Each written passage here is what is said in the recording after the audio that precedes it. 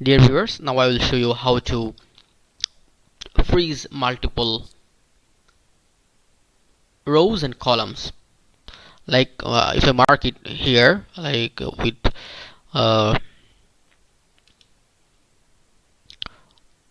red maybe, and if you want to freeze all the panels above it, like all these rows and all these columns, okay, all these columns on the left of it. So what you will have to do, just click here, then go to view, freeze panels, freeze, and there you will see an option that is freeze panels. Just click the freeze panels, then you will see the magic, right? So see, like if you scroll down now, you will see that if you see scroll down, you will see that the cells above the selected cell are freezed now. Okay, you see, right?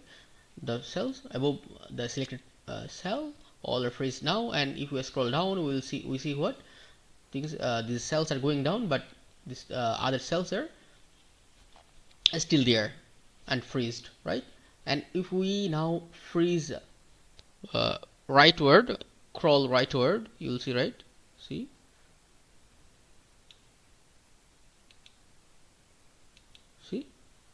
all the columns,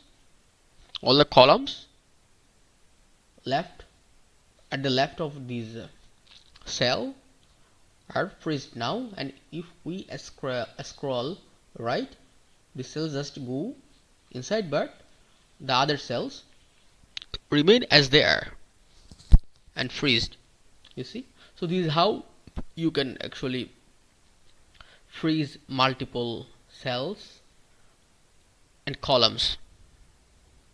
And this and unfreezing is also same simple. Just go to the view tab, then go to the freeze panel, then just click unfreeze panels. Everything is unfreezed now. Okay, so hope this video finds you well, and don't forget to subscribe my channel. Learn with Yasin. Thank you very much.